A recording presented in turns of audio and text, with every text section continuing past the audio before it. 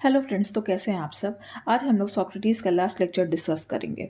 Theory of knowledge, knowledge is virtue, unexamined life is not worth living हमने discuss कर लिया shorts में। इनको आप जाके देख लीजिए, इंपॉर्टेंट है, एग्जाम्स में आते हैं। कुछ कॉन्सेप्ट बाकी थे, आज हम उसे डिस्कस करेंगे। आप सोक्रेटिस को ऐसे समझ सकते हैं कि like Buddha in India.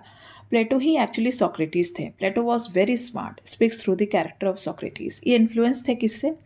Pythagoras से, visited India, seen Indian way of life. Socrates हमेशा फिलॉसफी को ऊपर रखते थे फिजिक्स से।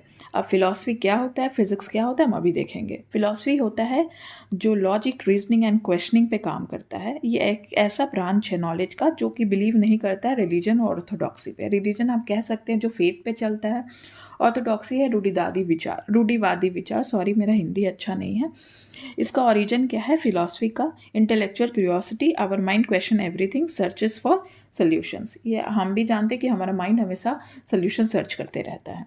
अब हम लोग देखेंगे physical, natural scientist and philosopher में क्या अंतर है, डिफरेंस है। जो नेचुरल साइंटिस्ट होते हैं वो material properties of the universe पे फोकस करते हैं। मटेरियल प्रॉपर्टीज़ मतलब जो एटम है, एनर्जी है, इस सब पे फोकस करते हैं। Not permanent, always changing. ये परमानेंट नहीं होता, इनका थ्योरी हमेशा इवॉल्व करते रहता है, चेंज होते रहता है। फिलोसफर वो होते हैं लाइक एरिस्टोटल हो गए, प्लेटो हो गए, सोक्रेटिस हो गए। वो इस स्पिरिचुअल आइडिया पे बिलीव करते हैं जो कि बहुत प्योर होता है, वो परमानेंट होता है in terms of God. God भी परमानेंट होते हैं। आइडियाज बिहाइंड इंडिपेंडेंट जुडिशरी क्या है? Human dignity. Philosophy of constitution preamble, जो कि बहुत एब्सोल्यूट है। अब हम लोग देखेंगे कि सोक्रेटिस के पहले के थॉट क्या थे। The scholars in ancient Greece before Socrates try to understand the physical property of the universe. हम लोग देख चुके हैं फिजिकल प्रॉपर्टी किसको कहते हैं, वही एटम, एनर्जी, ये सबको। सोक्रेटिस बोलते हैं कि लाइफ कैसे बना ये सिर्फ इम्पॉर्टेंट नहीं है जानना, इससे मोस्ट इम्पॉर्टेंट क्वेश्चन है ये जानना कि एक अच्छी लाइफ को कैसे जिया जा सके, कि जो कि सिर्फ सोल सर्चिंग से आ सकता है, ट्रू नॉलेज से आ सकता है, journey from with in. Okay, ये इन्फ्लुएंस्ड भी करते हैं महात्मा गांधी जी को, जो बोलते हैं कि justice is the norm of the soul, brings peace to the soul. ये पीस को, शांति, ये हमारे सोल को शांति देता है। वेस्टर्न फिलॉसफी दो कैटेगरी में होता है। आप इसको डिवाइड कर सकते हैं, सोक्रेटिस का और सोफिस्ट का। सोक्रेटिस का तो जैसे हम जानते हैं कि ये कलेक्टिव इंटरेस्ट को एंड इंडिविजुअल इंटरेस्ट को एक साथ बोलते हैं कि ये एक जैसा है, ट्रू नॉलेज पे चलता है, सोल सर्चिंग पे चलता है, journey from with in. Sophist वो होते हैं जिनके लिए सेल्फ इंटरेस्ट सबसे ऊपर है।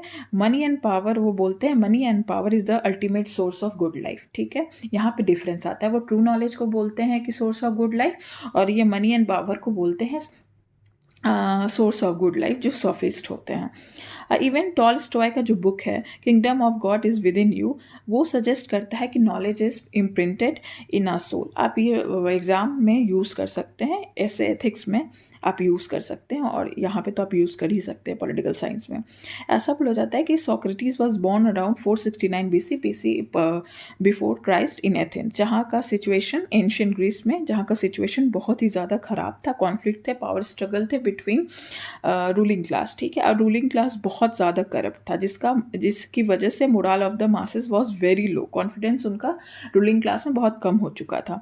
इसीलिए सोक्रेटिस ने इंट्रोड्यूस किया था true knowledge among the citizens, ताकि वो समझ पाए कि सोल सर्चिंग ही अल्टीमेट हमारा नॉलेज है, अल्टीमेट हमारा प्रॉपर्टी है, नॉलेज है। क्योंकि मनी एंड पावर परमानेंट नहीं होता, वो उसकी कमी तो होनी है हमारे वर्ल्ड में। कैसे हुआ? ने कंज्यूम किया था poison as a part of his execution.